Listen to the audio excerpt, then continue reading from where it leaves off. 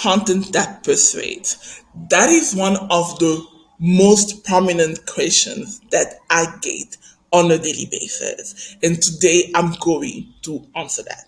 Hello, this is Bristol with Tanya, brought to you by Wiz Digital Academy, a show for business athletes and online bosses who are ready to take up.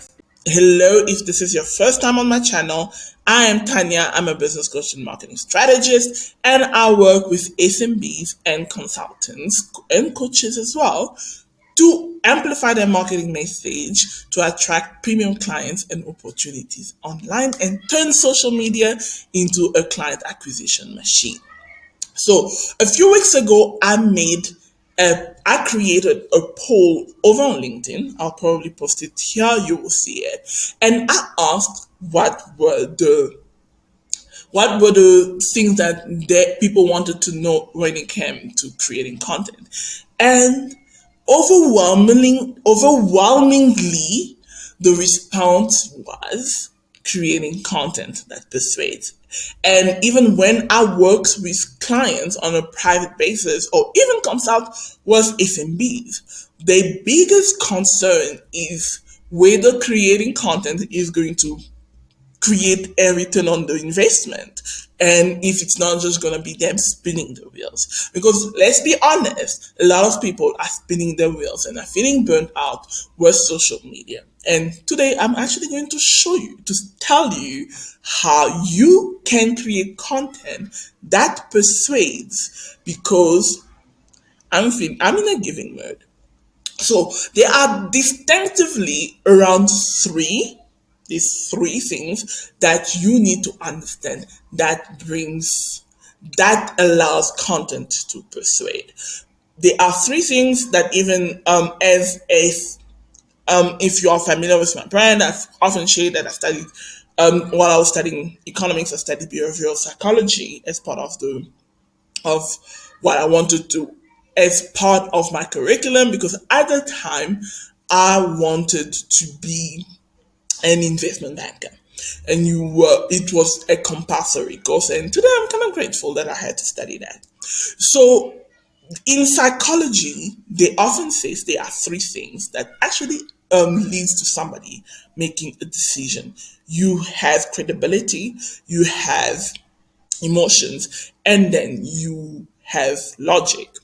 Essentially, if you want your content to persuade prospects to do business with you, it has to have these three elements, which is credibility, evoke emotions, as well as appeal to the logic. Because at the end of the day, the logic is the one that is going to kick against fight buying decisions. So that's how you see buyer's remorse. That is, if a prospect have buyer's remorse, it's often because your solution appealed to these two, and then it never evoked the logical part to assuage that. So that's often that. So how do you establish that? A lot of times I have prospects or clients that will say, well, Tanya, I don't know really how I can say I'm credible. I don't have that much experience or stuff of the sort. Maybe let's say you want to sell to people that are startups or something of the sort.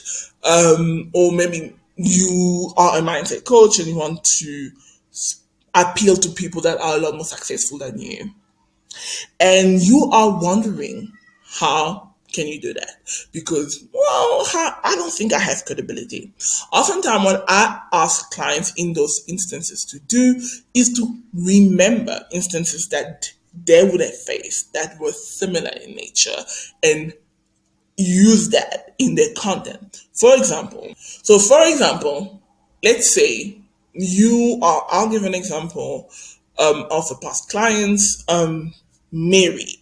Mary is a femininity coach, and she wanted to appeal to women that were in corporate, that were making like high multi six figures, high seven figures, that were struggling to have relationship.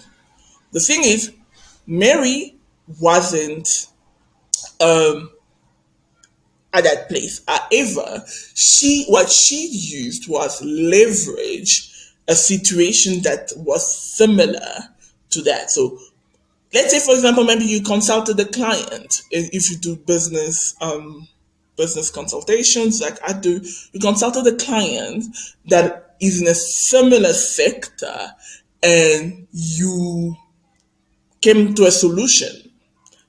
Even if they're not making that kind of money, but at least it gives you credibility, because this is somebody that is like me. There's a reason why when you're having a consultation, especially if you're trying to sell to like the SMBs, startups, enterprises, one of the biggest questions they'll often ask is, what kind of experience do you have experience working with people like us, or like with a company like us? Because at the end of the day, they want to establish that you are credible enough to do the work that you are doing. So draw on past experiences. It doesn't have to mean that you have had to live that experience. If you, for example, you are not making six figures, you have helped a number of your clients, for example, make six figures, they've worked with you and they've been able to make multi six figures, then at that point you can definitely say that your process works, and then it allows you to give you it gives you credibility in that sense.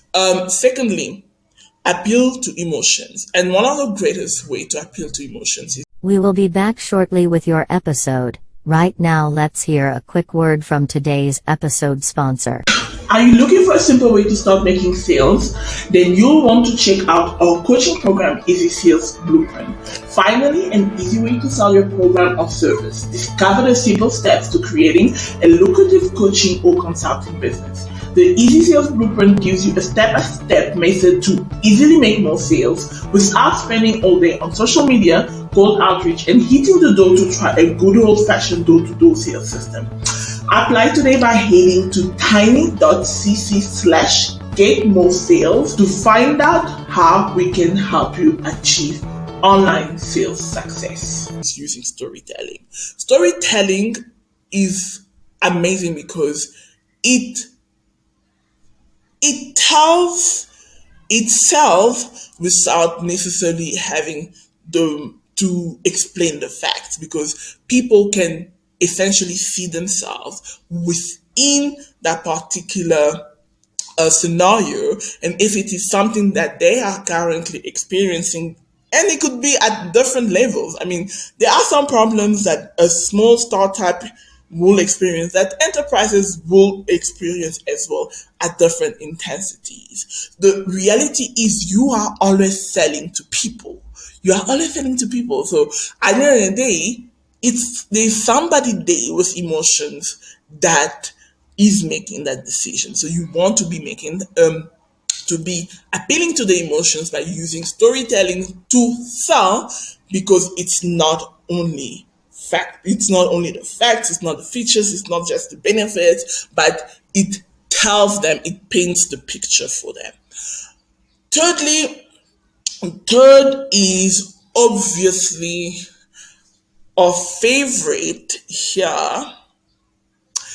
It's facts, right? It's the logic. So how to appeal to the logic is actually by detailing the problems that they are facing, the cost of not doing anything, and what the end would look like if the problem is not solved.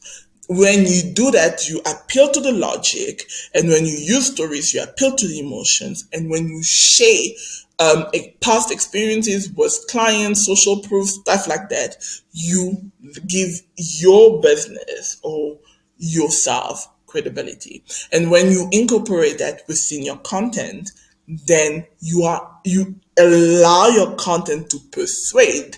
That's becoming an automatic sales person, an automatic salesperson that sells for you 24/7 on autopilot. Now, if you want to understand what I mean by this whole thing, how to create content that brings sales into the pipeline, there will be a link in the description box where I share the content marketing ecosystem playbook that is a proprietary framework that gives you insight on how to create the search content and why you want to do that. And if you want to be able to work with somebody to assist you in getting these results, driving 5 figures, 6 figures into your pipeline, book a consultation through the link that will be down here, and we will be happy to speak with you. On this note, I will see you on the next one. So don't forget to check out this video, and I'll see you soon. Bye bye.